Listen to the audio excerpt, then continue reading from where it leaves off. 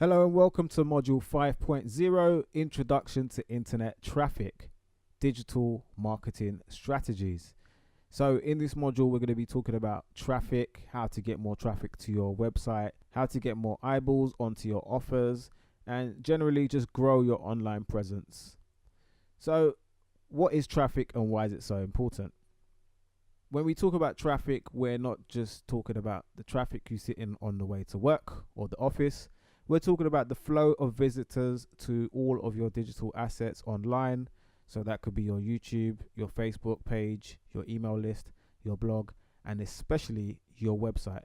Traffic is the lifeblood of any business, and without a steady stream of targeted traffic, your business simply won't be visible, and it certainly won't be viable, especially as more and more people look to the internet to discover new products and services. But with the right traffic strategies, you'll be able to position yourself to be in front of your ideal customers at the right time, ensuring you're visible at all times, increasing your profit. So as we move closer to the second decade of the 21st century, we're seeing a massive shift in how brands interact with consumers, people's spending habits, and of course the huge change in the media landscape.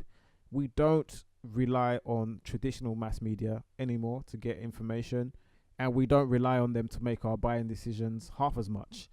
We don't use the yellow pages anymore to find information about where to buy stuff, and we don't have to wait as long as we used to for things to get delivered. So we're in the age of instant access and abundance of choice, all thanks to the internet. Nearly 3 billion internet users worldwide. That's astonishing.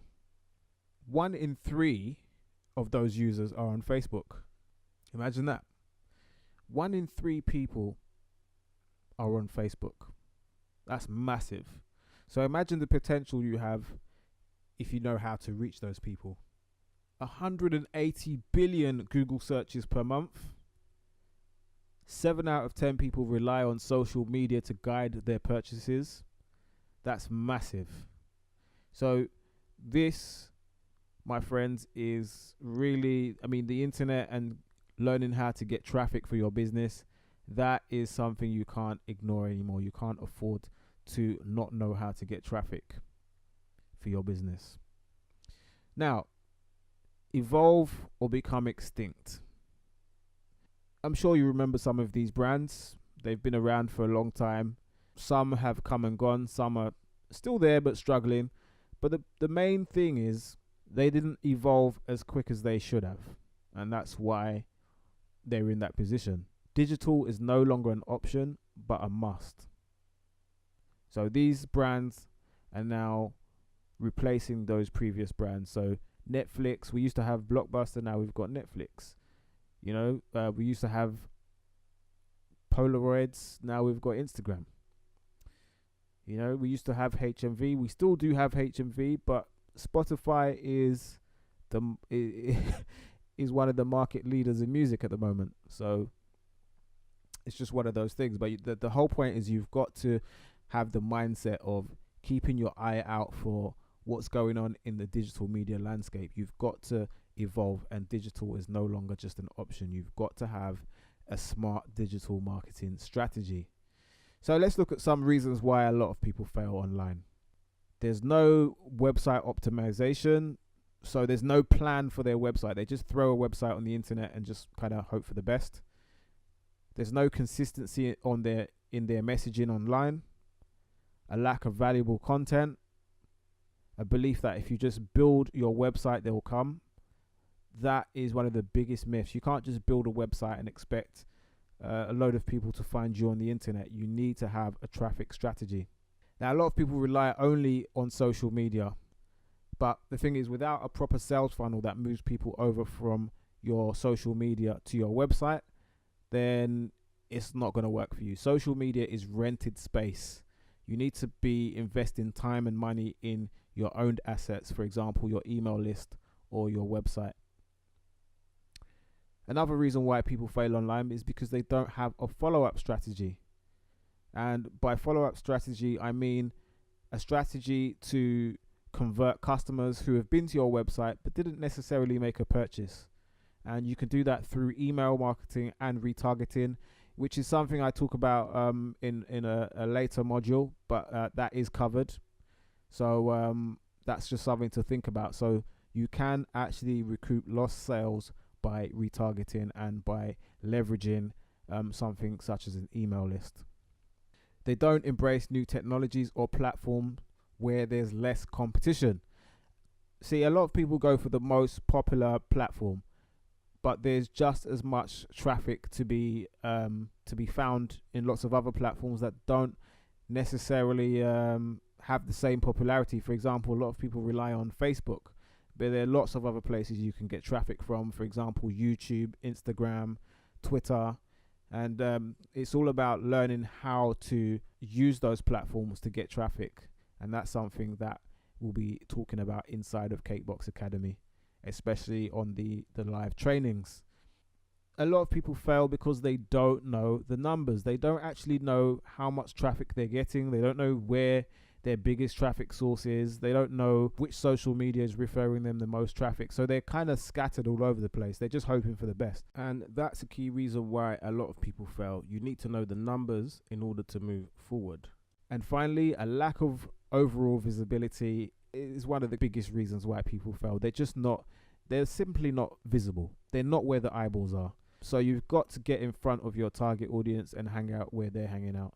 And you'll know where they hang out because you would have done your customer avatar and you would know exactly what social media networks your customers are on.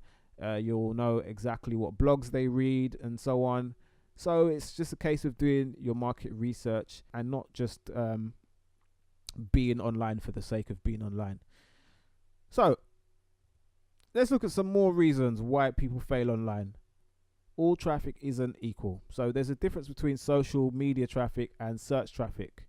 So one is real time and the other is interruption marketing. So when I say real time, that means that people are looking right now. Like if somebody types in graphic designer in London and they happen to stumble across Cakebox Creative, that's real time. They are the ones seeking the product or service.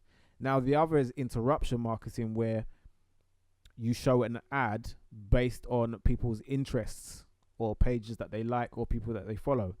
And the difference is nobody wakes up and says, I'm going to log into Facebook or Instagram and look for a product to buy. It just doesn't happen.